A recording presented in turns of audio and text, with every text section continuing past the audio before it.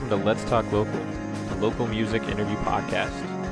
My name is Justin Blankenship, and today I'll be interviewing In the Company of Wolves. Before we get started, I'd like to give a shout out to our Patreon supporters. You can find us online at patreon.com/letstalklocalwv. Today, we'd like to thank Rose Johnson and Patrick Montgomery. Thanks for listening, and we hope you enjoy this episode. Hello, we are in the company of wolves. We are in the company of wolves. We're sitting here with In the Company of Wolves. Real quick, guys, go around and introduce yourself and tell everybody what your role is, what you do. That way we know who we're talking to. I'm Nick. I play drums and backup vocals. I'm Deanna, and I'm the vocalist. I'm Scott, and I play guitar and sing backup vocals. I'm Zach. I play bass guitar and backup vocals. So a couple questions real quick. If you guys could collab with anyone, who would you collab with?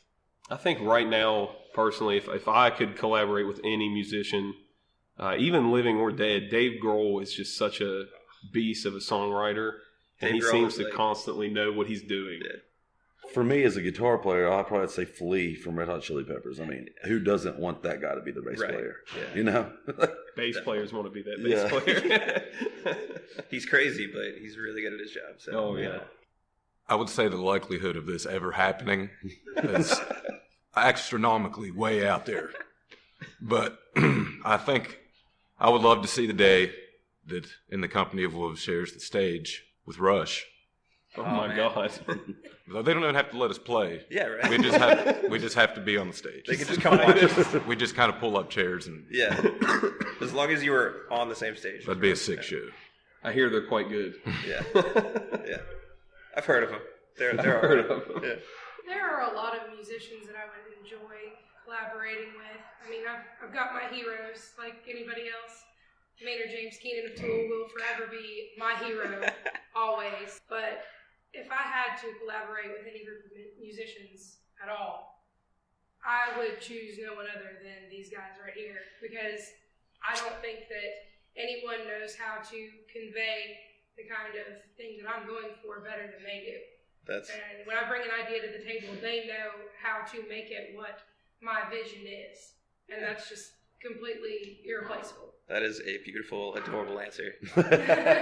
Our answers are very vain now. It's the worst feeling in the world when you bring a vision to somebody and I want it to be kind of like this, and they give you an example and they're like this, and you're like, yeah, but no, not quite. You know, I can take the same material to them and tell them exactly what I need, the exact kind of emotion that I want to be felt when people hear this song, and they've got it. It's the first thing they bring up. What's some music that you guys listen to as individuals that people wouldn't expect you to listen to from listening to your band and your music? Pop and hip-hop, honestly. I think that would be something people would be shocked as a group, as a whole, how many members of this band actually really have a deep appreciation of pop and hip-hop music. Yeah. And I think it even shows in a lot of our, like, if you're familiar with the kind of music we listen to, it's nothing to see a member of this band listening to Rihanna or Biggie Smalls, Dre, Logic, Lil Wayne. I mean, it's very easy. I think that's a millennial thing too, because rock always saw it as like an adversarial like relationship. Millennials are the first generation of musicians to actually say, just incorporate it all. Yeah. I mean, Fetty Wap is a multi-million-dollar recording artist, and I think he wrote the same song like 10 times. Right. and we listen to it.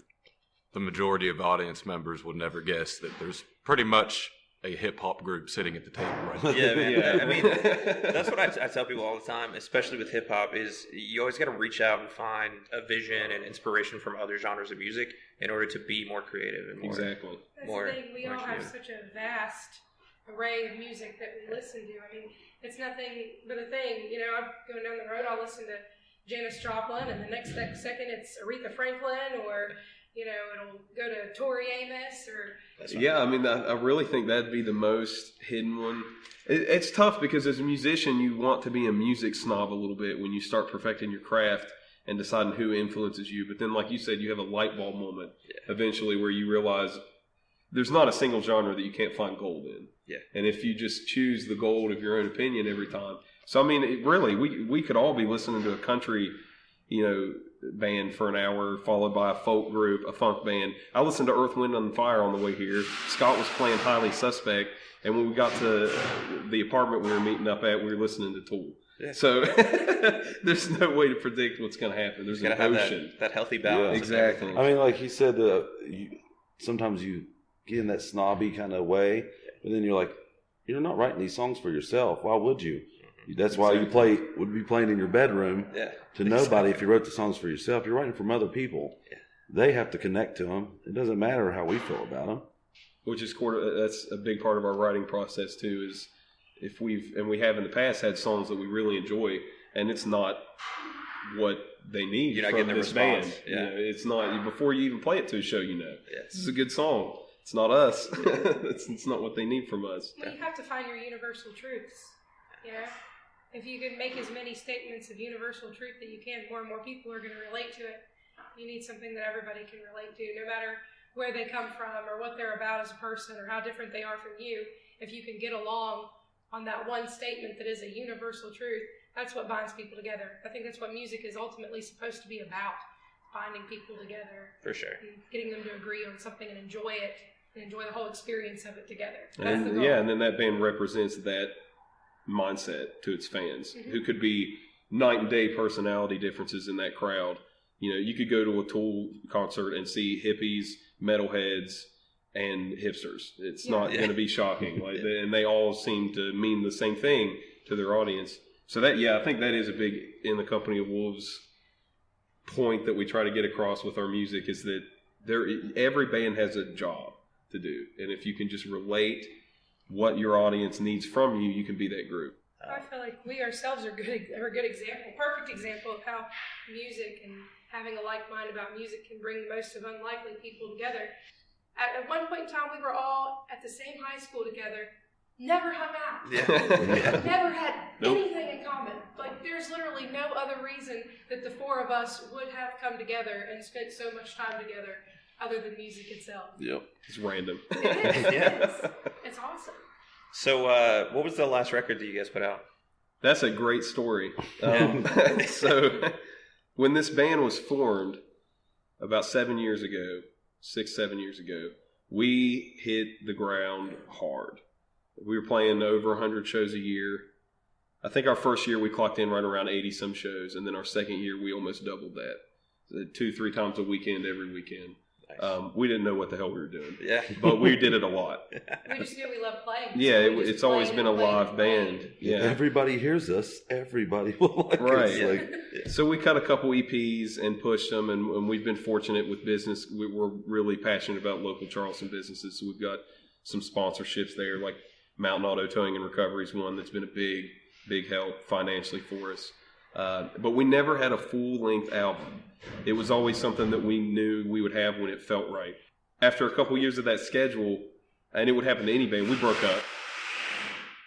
Years go by, you're playing in different groups. Every one of us essentially went in a different direction musically with the genres that we were playing. We were ready to experiment now. We had a lot of gigs under our belt. We were feeling good about, our status as musicians. And 5 years go by. And I'll let one of them pick up the story from here on out, but I think Nick Savon might be best equipped to say what happened next, because 5 years of playing music with different people and never having an album and the band being a thing now is due to one moment caused by this individual. So I'll let you take it from here. It was a cold, dark. Anyway, I got on Facebook and just out of the blue, I made a post. Who would be interested in the It Cow in the Company of Wolves reunion show?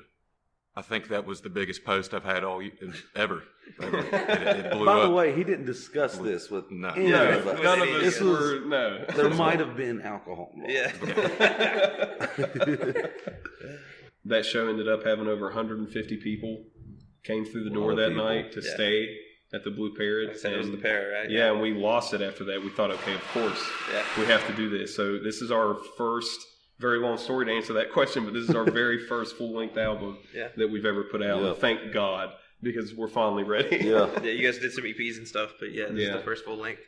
It's exciting. Are you bring back some of the old songs from the EPs for this record, or is this all new stuff? One. We'll bring them one, The biggest one, the one that everybody loves. We got it played on, I think, X1063 and 105. Nice.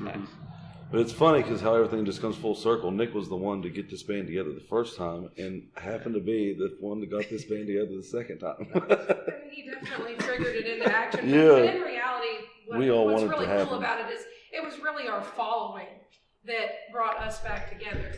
Because he did make that post, and like we said, we had no idea that was going on. We had our friends tagging us in his post, like, hey, you see what this Over guy's here. saying? Like, did you realize that this was happening? And none of us had any clue.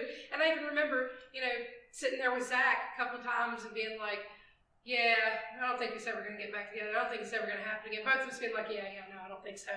And then that happened, and then people just kept on commenting and posting and sharing, and we were like, wow, okay, well, they told us what they want, so guess we're doing this. Let's do it. Yeah. Exactly. Yeah, man. There's something to be said about social media, but really, like, it doesn't matter where you are, what you do, or how you get your name out there. If you have a following, they're gonna be behind you. That's pretty inspiring that you guys have that kind of fan base. Yeah, I think it was just that we were a young band and oversaturated ourselves so often that we didn't really realize how many people enjoyed the project. Because when you're playing shows constantly, of course, people aren't going to come to those same areas over and over. So you think, wow, every time we play, we've got like 20 people. That's okay, but that's not crazy. Well, 200 shows of 20 people. 20 different people. As it turns out, yeah. And they all show up. It has an effect. Well, I mean, it kind of hit me in the feels because I didn't realize, a lot of people associated our music and going to our shows with a very nostalgic time period in their lives. So, whenever there was talk about us playing again and they associated us with those good memories, they couldn't pass up the opportunity to come and see us again. And it was really a reunion show. It's literally a reunion. It's that nostalgia of getting to see everyone again. People that, we hadn't had a reason to meet up with in years. Forever. And it was just really refreshing and great to see everybody again. Definitely. Speaking of the beginning of the band, where did you guys really draw your inspiration from for this band, for the sound, and when you guys got together? I think personally, with any group, you try to find your common ground first. And we had a lot of artists that we all agreed were undeniably, influential in making us want to be in bands. From as far as Janis Joplin, Dave Matthews Band, Led Zeppelin, Red Hot Chili Peppers, Incubus was a big one we all had in common early on. The name of the band actually comes from an Incubus song that means a lot to us. They released a record around the time that we were putting this together. But in the Company of Wolf things, everybody wants to be original. But I really think this is the only band, at least me personally, that I've been in, that you're actually encouraged to go out of your way to play your version of your instrument, your version of your piece. There's not, even if one person writes a full song, no one ever writes a full song in this band. They write maybe their parts and say, this is what I'm hearing, and expect in the Company of Wolves that everyone else will add their particular flavor. A lot of bands you can fire 1, 2, or even 3 members, and if you find somebody technically able, you might not notice. This is one that we've known, we know we can't, because we've encouraged each other too long to play the way that you play specifically versus what the job is. If you pull one of us out, completely different band, automatically. If any one of us was swapped out at any given time, would not sound anything like the same band. Guaranteed. I just think, like, we all know each other's dynamic. I feel like I hear something in our music that he may not hear. There's songs that we've written that I'll hear folky stuff coming out of it. Like, I hear Mumford & Sons stuff coming out of some of the vocals we do. They're like, I don't hear that. And then we added a harmony. They're like, I hear it. Like, there it is. Yeah, but it's awesome that way, for everybody to hear something because of what you listen to growing up. You're not going to hear the exact same thing as someone else. That kind of leads into the next question. What's like the one song that you guys have that's the most meaningful to each of you? Because there's always that one song that a band writes that, like, the members of the band really like cry about. Even if the fans don't like it that much, there's always that one song that the band is like, this is our favorite song. This one. That's tough. I don't know. We've put so much effort into this record. We might have a very different. Yeah, I mean, that's great. One, for me personally, one off this record that just really, as I'm listening to it, the message itself hits me very hard every time, is a song we have called Red String Anthem. It's one of those songs that will actually take you to almost a literary place. If you read novels or anything like that, you know exactly the realm I'm talking about, where you can see where you're at. It's not just the storytelling of the song, but Deanna just found a really fantastic way of connecting the sort of like light and dark sides that people can have in relationships with each other. And it really transports you to a moment that you felt like that, which I think is just the calling card of a great song is if a writer writes it and the audience comes to a completely different conclusion individually than that individual did. Yeah. Dave Grohl's greatest quote, in our opinion, is that he refuses 9 times out of 10 to tell you what the song's about because he's going to ruin it for 10 million people if he tells a specific story. So for me, Red String Anthem. Yep. Yeah, I have to agree with that. For me, it's not, I wouldn't say it's my favorite song on the album, but Universal Breakdown's one of the songs that, it was before we even got back together, I wrote in probably the darkest time of I've had experience. And I wrote it in a different band, and as soon as I wrote it, I said, no, she has to sing this song. I have to keep this in case we ever get back together. Not even a year later, we were talking about getting back together. So that, I had was struggling with a lot of stuff then. So to get that out, that was one of the ones where I wasn't really writing it for anybody else, but I still had to make it catchy, but I had to really get a lot of stuff out in that song, and that's why it's special to me. Probably won't be my favorite one on the album, but at least I got the most meaningful. Yeah, definitely. That would have to be my pick as well. When we got back together, we had that to work with and what we had previously written, but it's such a powerful, hard-hitting song. It does not hold back. Every time we play it, I'm like, yes, this song. It's time for this one again. Hell yeah. I think we got real lucky because all of us like each other's writing. Yeah. There's not, even if we go in and tweak it a little bit, it doesn't mean, it'll be like a word. It's not like a whole line. Yeah. And it's expected in this group. And you're like, well, what makes this sound better? Yeah. He can fix it. He can, she can. Definitely. It's easy. You guys got this new record coming out, playing your record release show on 420 at the Tavern. The Tavern, okay. Yes. The record release show, 420 at the Tavern. You guys excited? Oh my God. Absolutely. Yeah. We're playing that night with Scarlet Revolt, who we've become really good road buddies with. They're actually taking us out on the road after the album release in a few spots, Memphis, Columbus, stuff like that, to tour this out. They're going to be playing that with us, as well as Luna Park, which is essentially a super group of Charleston musicians. Yeah. It's insane that that's a lineup. Every time I look at it, it's so cool that that's happening. There's so many talented musicians going to be on that stage, and that's not even talking about us. About them. Yeah, they're so good. Just on one stage, you're going to have Eve Markinson, I believe is the last name, Philip Hatfield, Roadblock, Johnny Compton, Stacey Lawson. There's just too much. There's going to be too many bands, and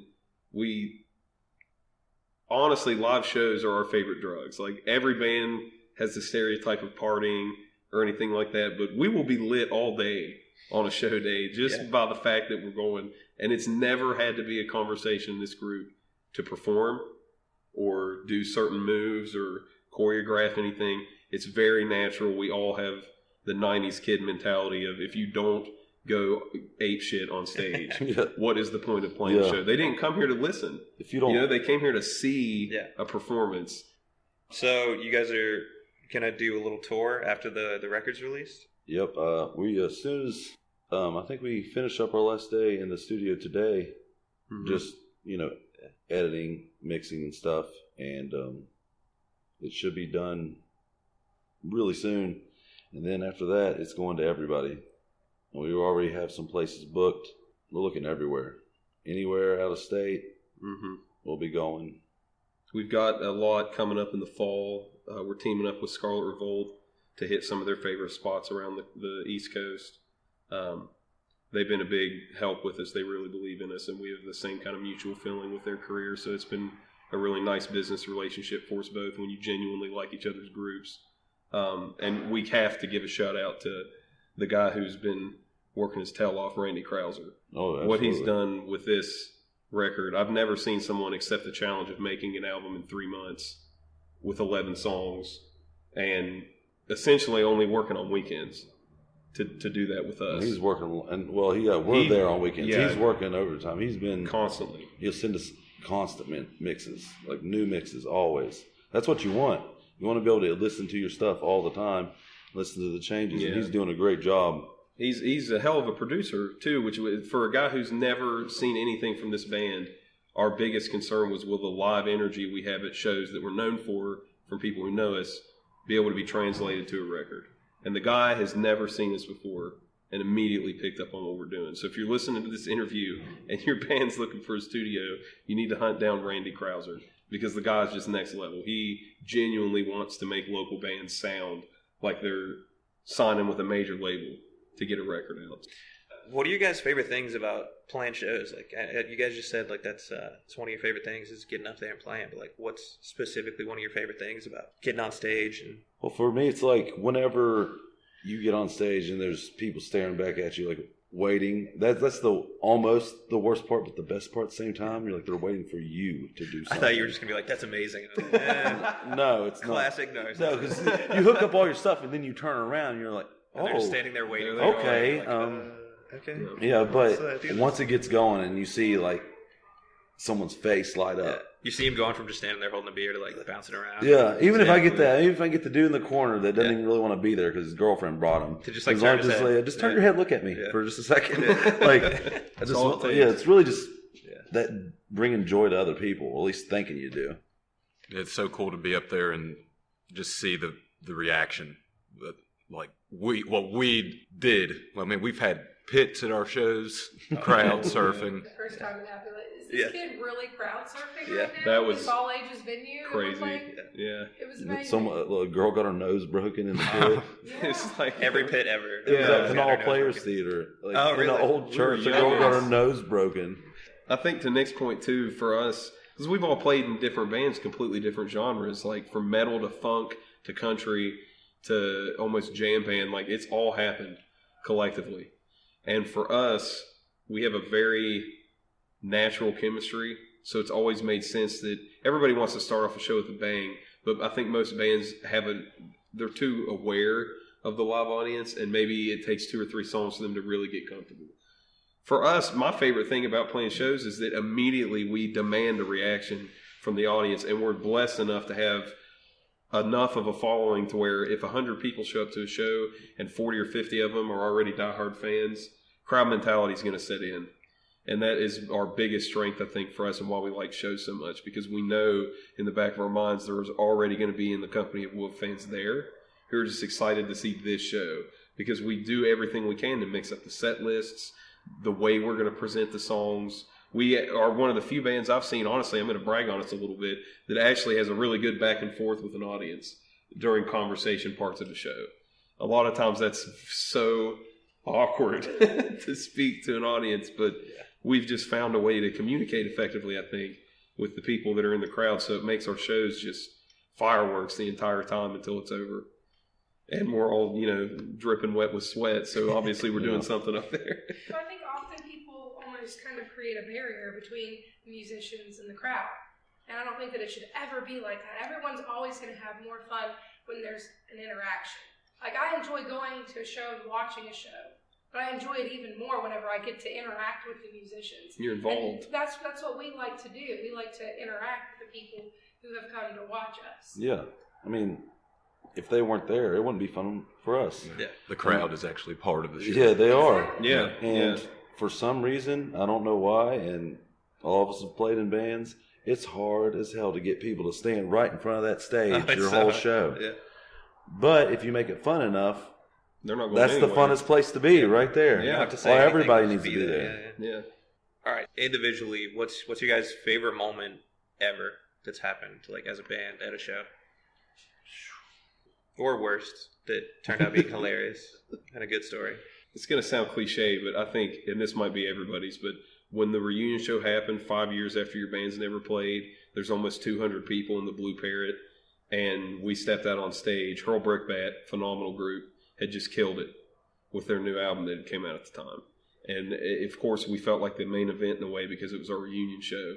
And we were a little nervous, but we were just excited that people came, because we were terrified that might not happen, and it was just a social media reaction. But they came, and I think it was the only show I've ever played in my life where immediately, when the first note of that set list began, I think all of us knew the show was going to go amazing. The reaction was so strong from the crowd. It's the closest I've ever felt to being a professional musician. Yeah. And we've all seen hundreds of actual concerts from signed bands.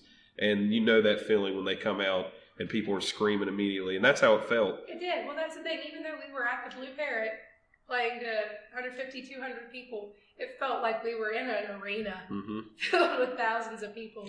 Because from the moment we got on there, ladies and gentlemen, for the first time in 5 years, we are in the company of wolves. And you just hear them all.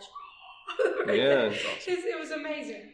And you really don't expect that. feeling. We never expect that. We don't expect And you're people so to humbled like by us. that. You're like, wow. Yeah, it's shocking. That's why it's fun, because you're just like, really? Like, okay, I'm glad this is happening right now.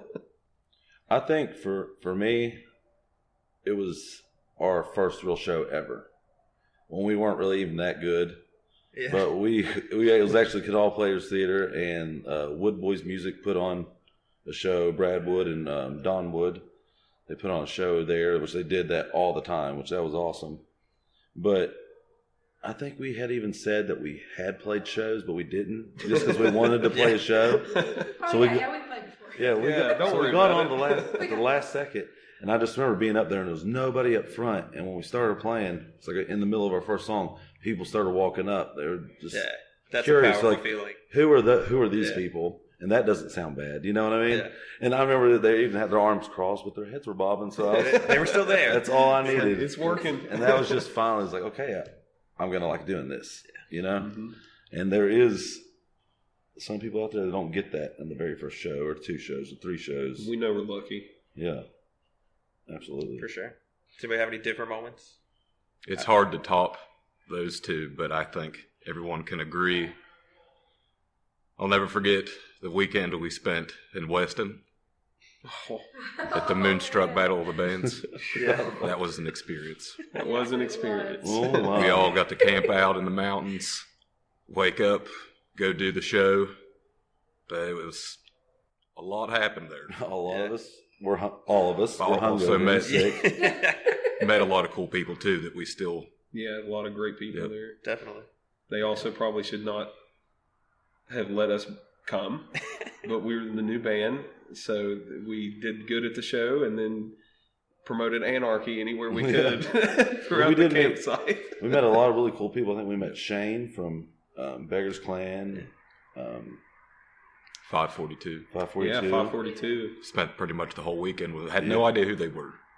Point Pleasant boys. Immediately just clicked.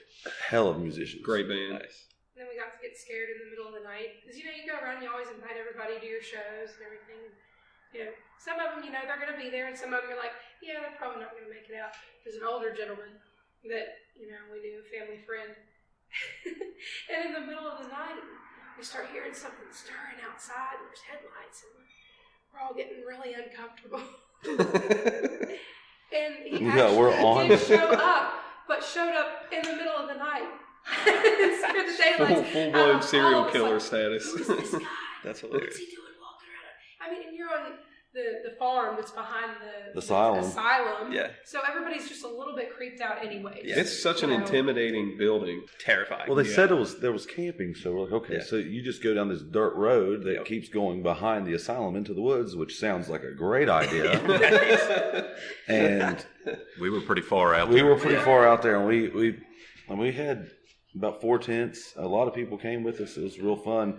We didn't win because, like I said, we weren't that good at the time. But we met a lot of really cool people. Yeah. I mean, I can't remember who won that year. It was either the Renfields or Elysium. Elysium was there too, and they both. What year was it? murdered it? This would have been 12, 12. 12, 13. Ish. Oh, yeah. Well, they had that boy there that was on American Idol. Oh, yeah. Remember? Joe Taxi, what's his name? Christian. I can't remember. Yeah, we don't need to play him. You guys have the show on April 20th coming up. Do you have any other shows after that or before that? We We do. We do have shows coming up after April 20th. It's not something we can announce at the moment, just with certain other groups that we're playing with and everything. We don't want to give away their tour schedules when they're not ready to do that. But we do have a lot coming up. We just ask everybody to follow us on Facebook. Look out for us on Instagram. We put videos up almost on a weekly basis to keep everybody up to date because obviously social media is so constantly changing. So yeah, just follow us on Facebook. Give us a like, man. Do you guys have any advice for people that are starting out, kids that want to start making music with their friends, or maybe even adults that have never been in a band that are thinking about starting one? What's your advice for people that are starting to play music or write music or something like that? Be patient. Like with yourself, with the people you decide to play with, just be patient. Obviously, you kind of have to draw a line eventually if someone's not trying or anything like that, but just be patient. Don't stop. Yeah, don't stop. Be patient, but don't stop. Find that line in there. Exactly. Yeah. That's the tightroad. Find that balance.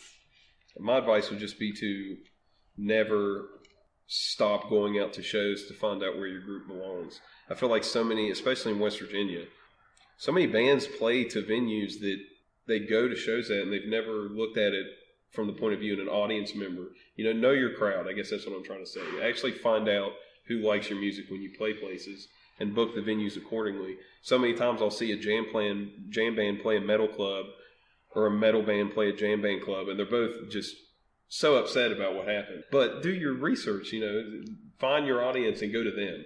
Don't expect them to find you at your favorite place to play. That's not how it works. And you really have to support your scene. Yeah. You can't expect people to come out if you don't go out and see them. And obviously, not everybody lives in Charleston and can just walk down, but make the trip sometimes, It's Even not if going to it's be just every a show a weekend. month. Yeah. Or tell just your pick friends one. that are close to there, Exactly. Hey, go to my friend's show. Check it out. They're Yeah. awesome, Tell the kids where to find you, where they can listen to everything and keep up with you. You can find us on Facebook.com, ItCalWV, on Instagram, ItCalWV, on Twitter, ItCalWV. Yeah, we got that on lock. Got to keep that brand message steady. Yeah, we have to make sure. Yeah. Yeah, we're going to be posting stuff a lot and a lot more stuff very, very soon. Cool. Anything else other than Facebook, Instagram, Twitter? And that's really our main go-to. We find it really effective to just pump everything we got into Facebook, YouTube, Twitter, and Instagram. That's the main ones there. And our Facebook is essentially our website right now. Yeah. So that's definitely where we'd like people to go. Say we're all up in smoke, I say it's alright. Don't hold me too close, it's only for tonight. Keep your head to the ceiling if you wanna feel high. Hurry up, no ignition, take your